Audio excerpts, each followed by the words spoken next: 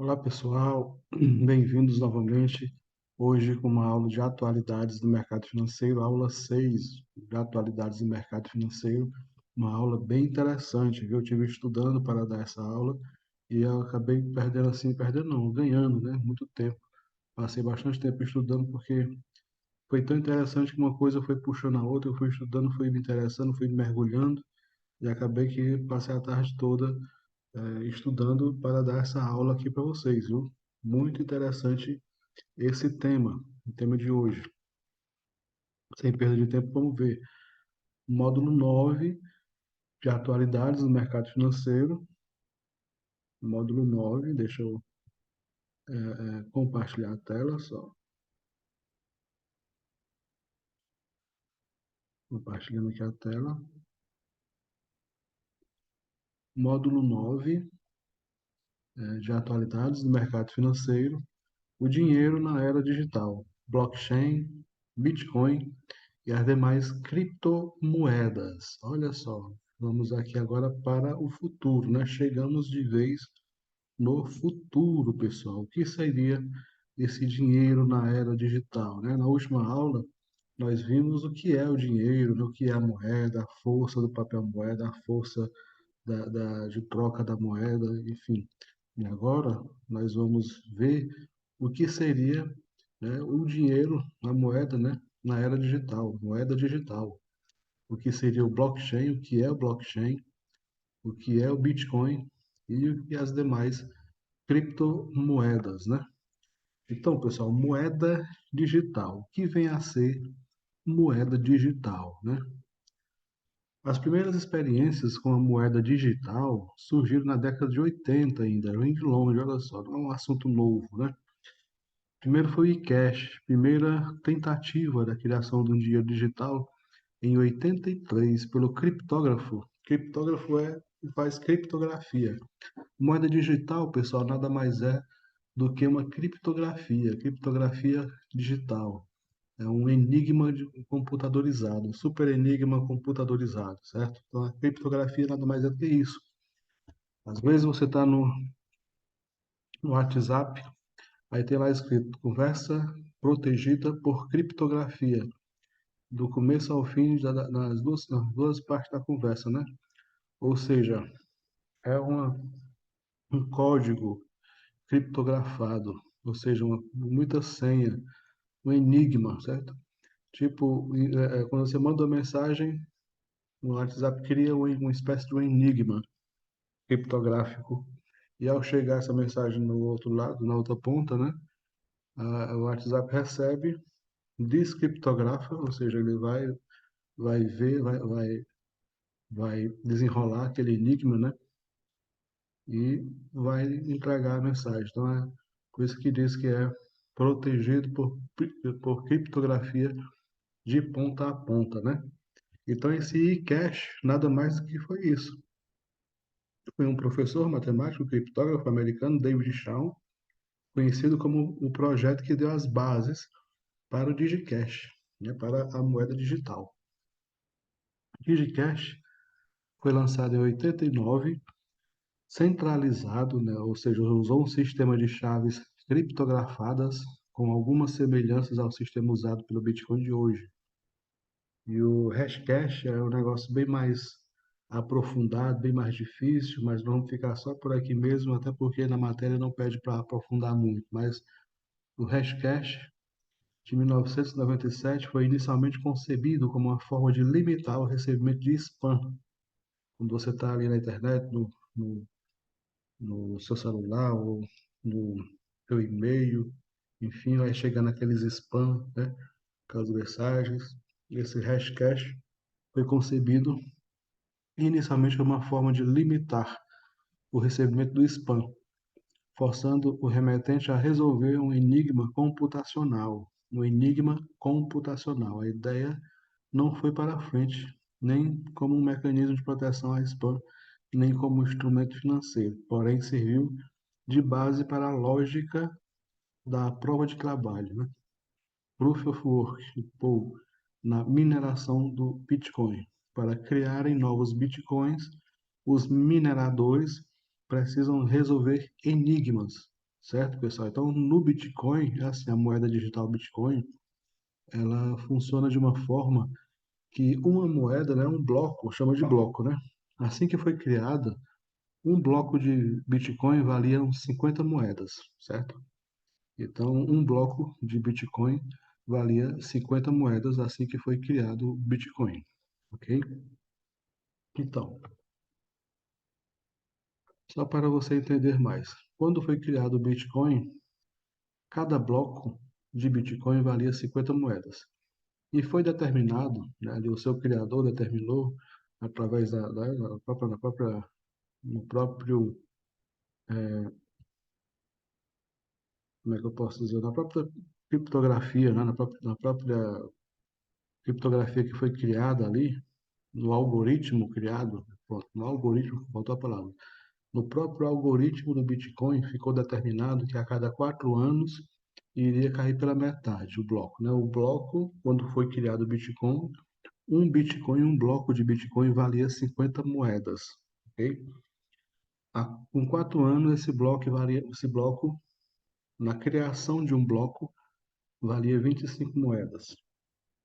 Depois de mais 4 anos, essas 25 moedas valiam agora 12,5 moedas. Isso na criação, certo? Em cada criação de Bitcoin. Cada mineração que eles chamam, né? Depois de 4 anos, vai diminuir pela metade. Então, de 50 foi para 25, para 12,5, para 6,75, para 3 e pouco, para 1 e pouco, enfim. A cada 4 anos vai diminuindo, né? Vai diminuindo, diminuindo. Ok? Isso que é para segurar o preço, para fazer com que o Bitcoin escasso, né?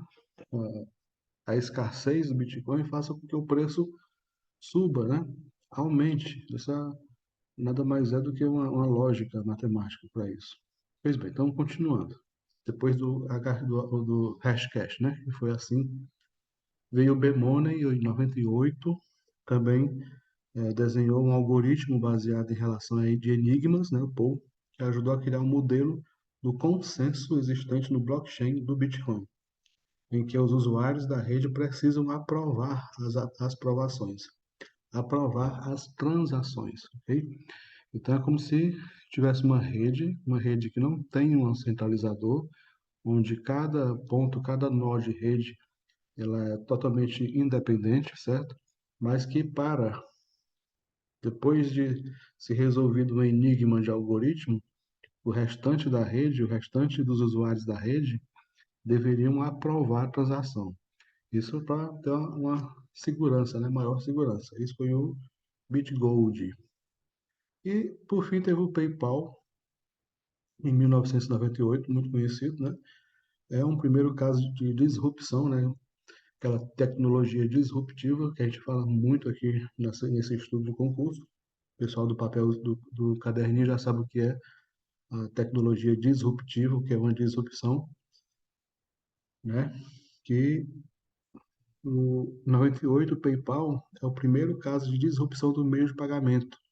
O PayPal em si não é uma moeda, mas foi a primeira plataforma a possibilitar transações financeiras ao redor do mundo em qualquer moeda, de qualquer lugar do mundo. Então, o PayPal foi esse pioneiro, em 98, 1998, ok? E, por último, que por fim, né, nós temos o Proof of Work reusáveis, que é a sigla RPOW, de 2004, foi uma tentativa de transformar o Proof of Work em tokens intercambiáveis. O criador dessa ideia, Hal Finney, foi o primeiro usuário conhecido a receber um pagamento de Bitcoin, certo? A pessoa, o criador do Bitcoin, quando fez a criação, quando criou, o primeiro pagamento que ele fez em Bitcoin foi para essa pessoa aqui em 2004, o Hal Finney. Foi a primeira pessoa que recebeu Bitcoin, ok? As moedas de Bitcoin. Aqui se fala, ó, em 2004, a tentativa de transformar o Proof of Work em tokens intercambiáveis. Seriam tokens, né, pessoal?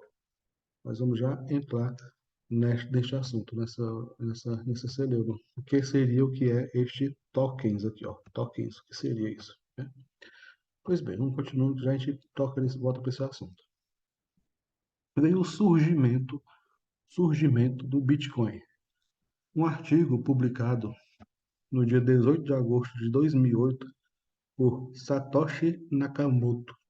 Isso aqui é um codinome, certo, pessoal? Essa pessoa não existe, é um codinome Satoshi Nakamoto, ninguém sabe quem é, intitulado Bitcoin, a Peer-to-Peer Electronic Cash, Peer-to-Peer Electronic Cash System, né, Bitcoin, um sistema de dinheiro eletrônico peer-to-peer, criou as bases para o surgimento do Bitcoin, uma moeda digital, certo? O Bitcoin ele é uma moeda totalmente digital, ela não existe papel moeda, não existe nada guardado em canto nenhum que diga em tal cofre de tal lugar, em tal canto, tem ouro, ou tem moeda, ou tem papel, ou tem alguma coisa. Não. Essa é uma moeda completamente digital, certo, pessoal? Neutra, o Bitcoin é uma moeda digital, neutra, a galera do caderninho pode anotar. Quando foi criado o Bitcoin? Um artigo publicado em 18 de agosto de 2008. Então, podemos dizer que 18 de agosto de 2008, com esse artigo publicado, foi criado o Bitcoin por Satoshi Nakamoto, que seria o codinome, não é uma pessoa de verdade, é um codinome chamado Satoshi Nakamoto, que criou esse Bitcoin, essa moeda digital, certo? Que ela é, né, número um, digital, dois, neutra, ou seja, isenta de vínculo político, não existe um país dono do Bitcoin, é uma coisa completamente global, mundial, né? Três, independente, ela não está regulada por nenhum banco central em lugar nenhum. Quatro, criptografada, garante a privacidade, elemento fundamental para que o dinheiro seja livre de verdade, a privacidade, a criptografia. Cinco, baseada na tecnologia conhecida como blockchain. Blockchain, que nós vamos ver o que é que, já já o que é o que significa blockchain. E seis, resistente à inflação. No caso, ela é resistente à inflação inesperada, certo? A inflação inesperada, essa moeda ela é inexistente a isso. Então, Bitcoin nada mais é do que tudo isso. É uma moeda digital, não existe papel, não existe concreto, neutra, não tem ninguém politicamente que controle ela, por isso é completamente independente, não pertence a nenhum país, criptografada, né? Muito difícil, criptografada, com muita privacidade, é um algoritmo seríssimo, né? E tal. Para você ter uma ideia, o Bitcoin, ele diz que até a mineração, né? Estão minerando os blocos de Bitcoin. Cada bloco, quando começou, foi 50 moedas de Bitcoin cada bloco, né? Dizem que pode chegar no máximo em 21 milhões e alguma coisa de blocos de Bitcoin. Hoje em dia, nós estamos em 2023, já está no bloco de 19 milhões. Ou seja, falta pouco mais de 2 milhões de blocos para ser minerados para acabar a mineração de novos bitcoins, certo? Então, como funciona aqui a rede blockchain, já que é baseada em tecnologia conhecida como blockchain, né? O que seria blockchain? E por que que o Bitcoin funciona nessa rede, rede baseada na tecnologia conhecida como blockchain? A blockchain é uma espécie de livro-razão, certo? Livro-razão. Ela registra todos os movimentos da transação, como a quantia, quem enviou, quem recebeu, do lugar onde ficou registrada. A movimentação dentro desse livro, quando uma transação ocorre em uma blockchain, ela é agrupada em um bloco, certo? Um bloco criptografado com outras transações que ocorrem no mesmo período de tempo, onde cada bloco contém uma espécie de carimbo com a data e o horário da transação. O bloco é então transmitido para a rede. A rede blockchain é composta por nós, né, que são participantes que validam e transmitem informações de transação. Essa participação é voluntária e o benefício é o de garantir a integridade da rede. É a mesma lógica do torrent, daquele aplicativo torrent. Programa usado para baixar filmes, músicas e jogos. Quando uma pessoa baixa um arquivo, você puxa o arquivo da outra pessoa, né? Que é um outro nó da rede. Depois de baixado, você também se torna apto a compartilhar e distribuir o arquivo, tornando-se também um novo nó de rede. Não sei se vocês lembram do torrent, antigamente, né? Antigamente, para a gente baixar música, né, MP3, MP4, algum filme, a gente ia baixar no torrent. O torrent nada mais é do que alguém que tem esse filme lá baixado nas seus arquivos.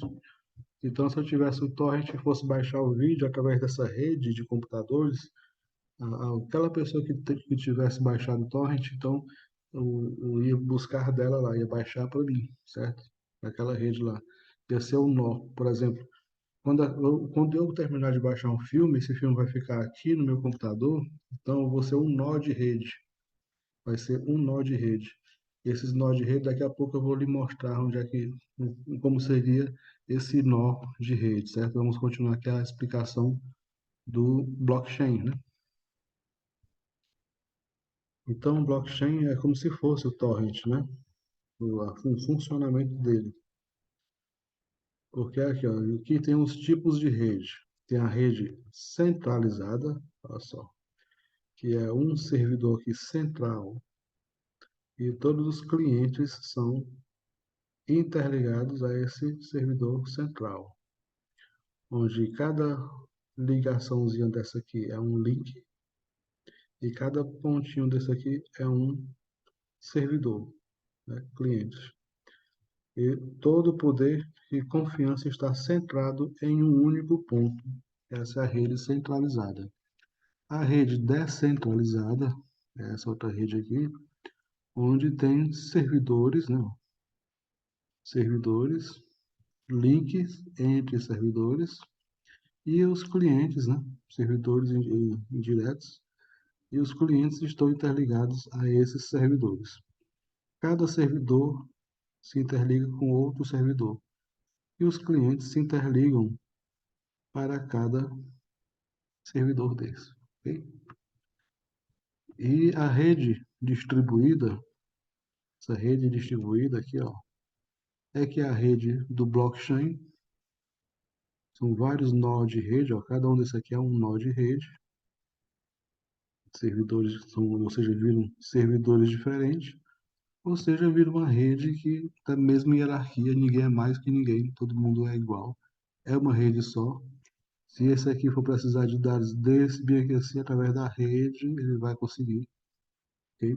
Então, não é uma hierarquia, é um sistema horizontal de organização. Ok, pessoal? Para que serve o blockchain?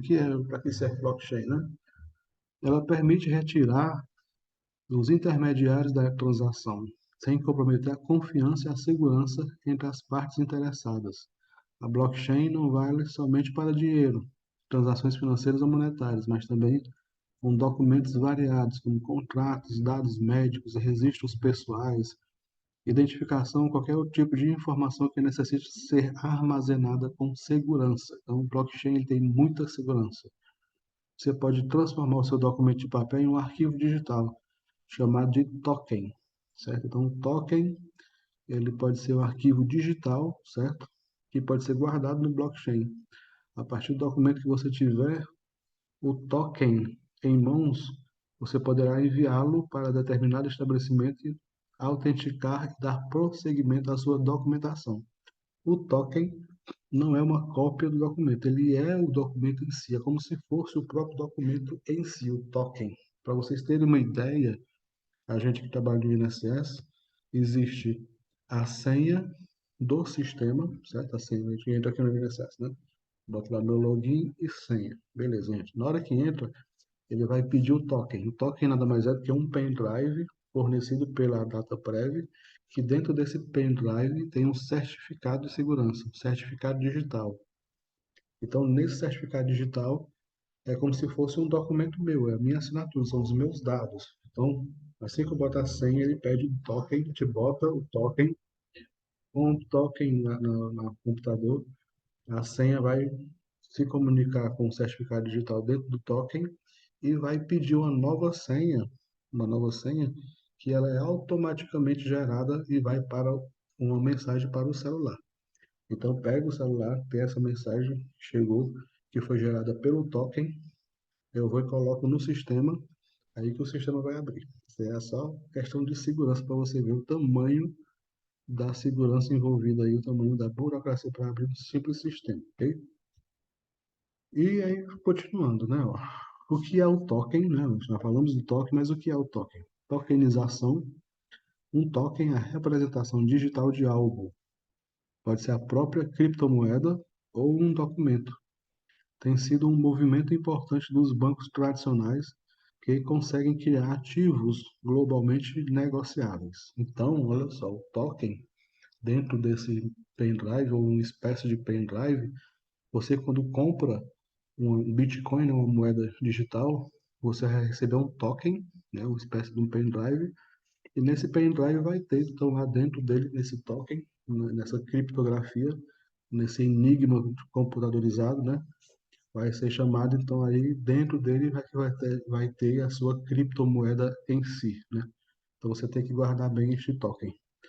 Quais as principais características do blockchain? Mais de 50% dos participantes precisam concordar e sincronizar a cadeia de blocos para que as informações armazenadas sejam validadas. Ou seja, quando você insere algum algoritmo, né? Algum algoritmo, alguma criptografia, algum arquivo criptografado na rede, mais de 50% dos nós de rede que estão ali ao redor vai ter que confirmar realmente isso aqui, ele está com a razão, ele é ativo, ele está homologado, ele é realmente autenticado, ele é o correto, certo? Então, eles têm que homologar. Mais de 50% tem que validar. É praticamente impossível alterar as informações gravadas, praticamente impossível. Cada novo bloco faz referência ao anterior, e a cada nova entrada de dados, o último elo é verificado, e assim vai. Utiliza criptografia em todas as suas ligações, o que assegura que informações sigilosas podem ser armazenadas sem nenhum ponto da rede tenha acesso ao conteúdo, o que se torna visível para quem possui somente a devida autorização. Essa criptografia, essa criptografia, essa segurança que tem, realmente para você acessar as informações nela ali, somente para quem tem a devida autorização. Não é qualquer um que consegue adentrar. Ok? Blockchain e Bitcoin. Como a informação é guardada, né? A mesma informação é processada e armazenada em inúmeros computadores ao redor do mundo todo. E para alterar qualquer informação armazenada, seria necessário sincronizar a informação entre todos os pontos da rede ao mesmo tempo, sistema de consenso que garante a segurança de rede e a imutabilidade das informações. Por isso que tipo, no mundo todo tem 1 bilhão, sei lá, 1 bilhão de computadores, então teria que ter o consenso desses 1 bilhão de computadores ligados ao mesmo tempo para fazer alguma alteração em algum dado, só para alterar, se você tem ideia. Por isso que é tão difícil e tão seguro, né? Qual a vantagem da tecnologia blockchain? Quando se trata do dinheiro, o blockchain permite que haja transferência internacional em cerca de 2 horas. Você pode estar em qualquer lugar do mundo, mas pelo blockchain, no máximo em 2 horas, o dinheiro chega onde quer que seja. Agilidade na prestação de serviço e oferta de produtos. Produtos mais baratos e menos burocráticos no blockchain. E o que seria o Bitcoin? O Bitcoin foi a primeira criptomoeda do mundo, criada em 2008 por um usuário do grupo de usuários de forma anônima e voluntária, que atende sob o pseudônimo de Satoshi Nakamoto. Esse Satoshi Nakamoto foi quem criou o Bitcoin, mas quem entrou em funcionamento somente em 3 de janeiro de 2009, quando ele fez o primeiro pagamento em Bitcoin. Certo, pessoal? E olha só, para você ter uma ideia, quando esse Satoshi Nakamoto criou o Bitcoin, na época da criação ali, né, não tinha assim, um valor estipulado, ele chegou a comprar pizza, pagou pizzas, dando aí 50, 60 bitcoins na época para comprar de pizza, olha só. Então, para você ver, se essa pessoa que vendeu Bitcoin, vendeu pizza para o Satoshi Nakamoto, vender essas pizzas por 60 moedas, né, por 60 bitcoins, se ele tiver guardado hoje ainda esse Bitcoin, olha só, se ele tiver guardado o Bitcoin, olha quanto é que está valendo uma moeda de Bitcoin. Quanto é que vale um Bitcoin? Vamos lá.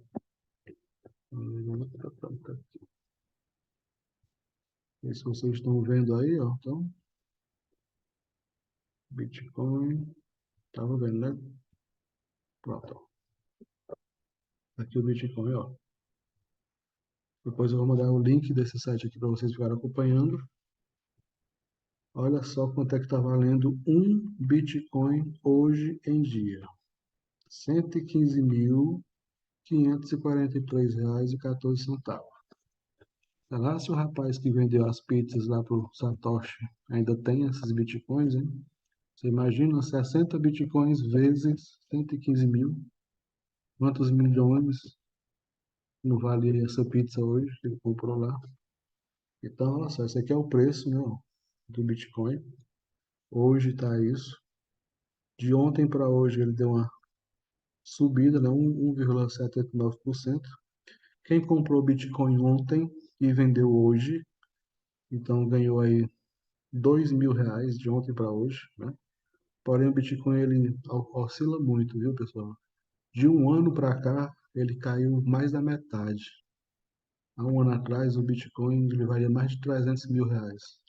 Hoje, está valendo 115 mil. Mas de ontem para hoje teve uma alta. Quem comprou ontem e vendeu hoje já ganhou dinheiro. Certo? Então, esse aqui é o Bitcoin hoje em dia. Olha, aqui é o fornecimento circulante. Eu falei para vocês que só ia ter 21 milhões de Bitcoins, né? Olha só. Quantos que tem hoje? Já tem 19.310.175 bitcoins emitidos.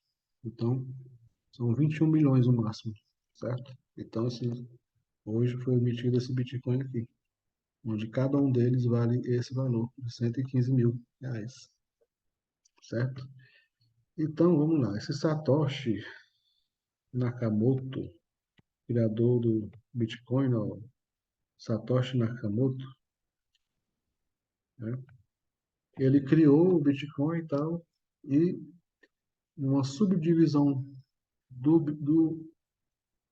Bitcoin é exatamente o Satoshi. Satoshi é como se fosse os centavos do Bitcoin, certo? O Satoshi é como se fosse o centavo do Bitcoin, a subdivisão de um Bitcoin, ok? Então, o menor valor, como se fosse uma moeda de um centavo do Bitcoin, né? Um Satoshi, ele é 0,0001 e alguma coisa centavos. 100 satoshis vale 11 centavos de real. 1.000 satoshis vale R$ 1,11. E por aí vai, certo? E continuando, nós temos aqui, ó, o Bitcoin em si. Cada usuário do Bitcoin possui um par de chaves. Se você for um usuário do Bitcoin, cada usuário do Bitcoin possui um par de chaves criptografadas, uma pública e uma privada.